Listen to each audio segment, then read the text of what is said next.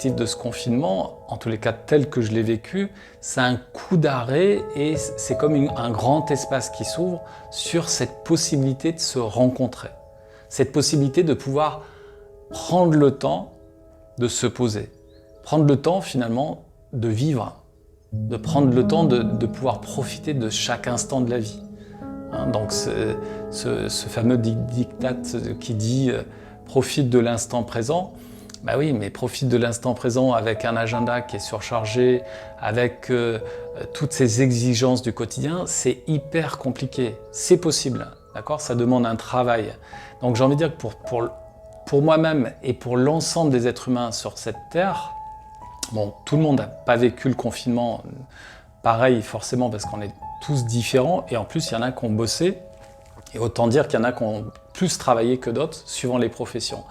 Mais ça veut dire pouvoir se laisser le temps de se poser des questions sur à quoi bon vivre. Est-ce que la vie que j'ai actuellement me convient? D'accord? Qu'est-ce que je pourrais changer dans ma vie?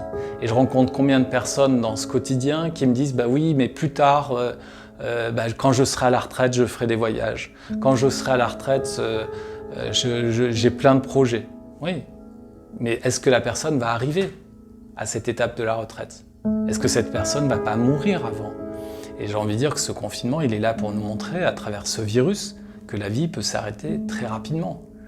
Et combien je vois de personnes qui vivent dans cette illusion de croire qu'ils sont immortels. D'accord?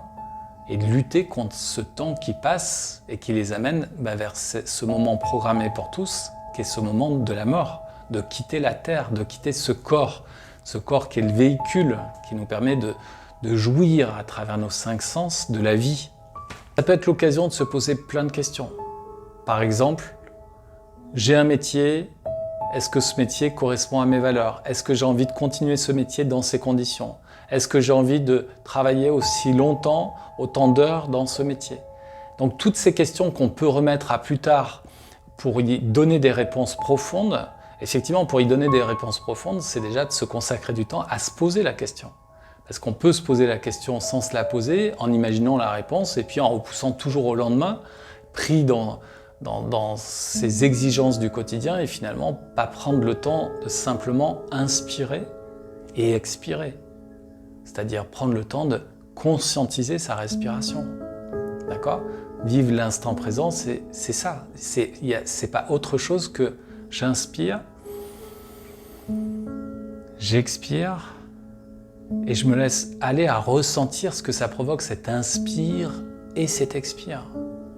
Qu'est-ce que ça vient chercher à l'intérieur de moi? Qu'est-ce que ça vient m'aider à prendre contact à l'intérieur de moi? D'accord? Il y a combien de personnes à qui j'invite à certains de mes patients à juste fermer les yeux? Donc l'acte de fermer les yeux, c'est un retournement à l'intérieur de soi, hein, c'est comme une coupure, d'accord? Donc on en revient à cette histoire du confinement qui nous permet de couper avec le monde extérieur et qui nous permet de vraiment se recentrer.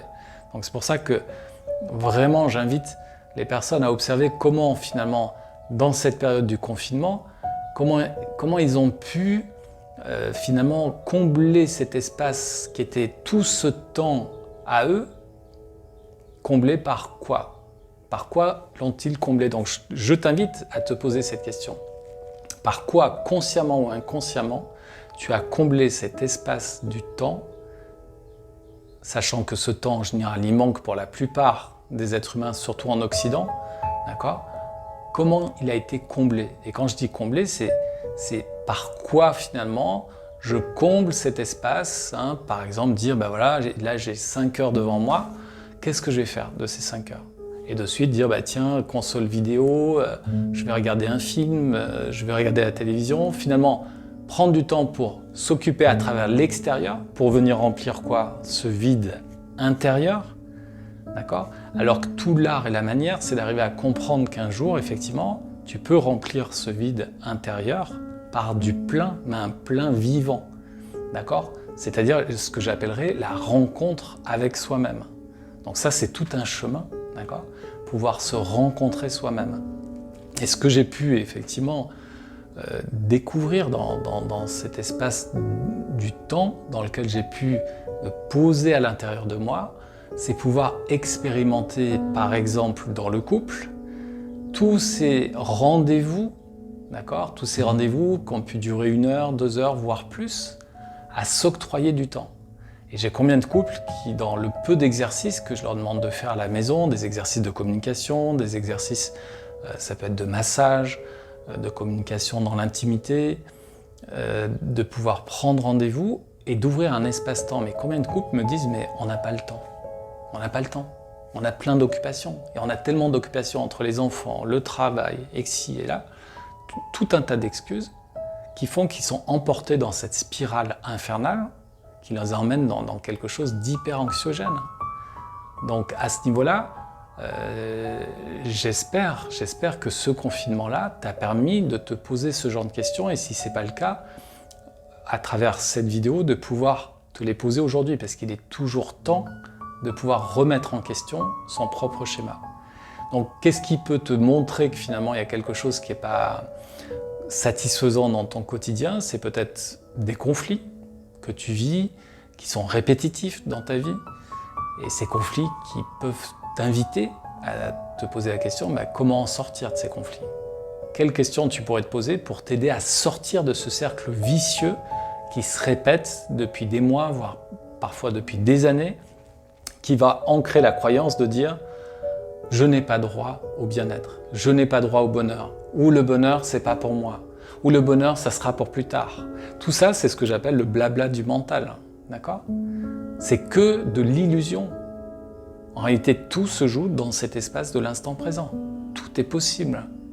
À partir du moment où il y a une prise de conscience de dire « oui, j'ai envie de faire évoluer les choses, j'ai envie de les faire changer », mais de se donner les moyens pour ça. Pas que de la parole, pas que des mots, d'accord? Donc ça demande effectivement de vraiment se regarder dans un miroir et d'observer qu'est-ce qui se joue entre toi et toi. D'accord? Est-ce que tu es bien avec toi-même quand tu te regardes dans le miroir? Quand tu te regardes des yeux dans les yeux? Hein, cet exercice que je demande de faire, de se regarder à 50 cm, les yeux dans les yeux, et de pouvoir observer qu'est-ce qui se passe. Se regarder intimement dans les yeux et de pouvoir se dire une vérité à soi-même. Est-ce que je suis satisfait dans ce corps que j'habite, ce corps qui est mon véhicule, qui me permet de jouir de cette vie, de tout ce que cette vie peut nous offrir à travers les 5 sens, d'accord? Est-ce que je suis en alignement avec moi? Est-ce qu'il y a des choses que je me cache à moi-même, que je cache à mes proches? Comment arriver à franchir le cap de cette vérité?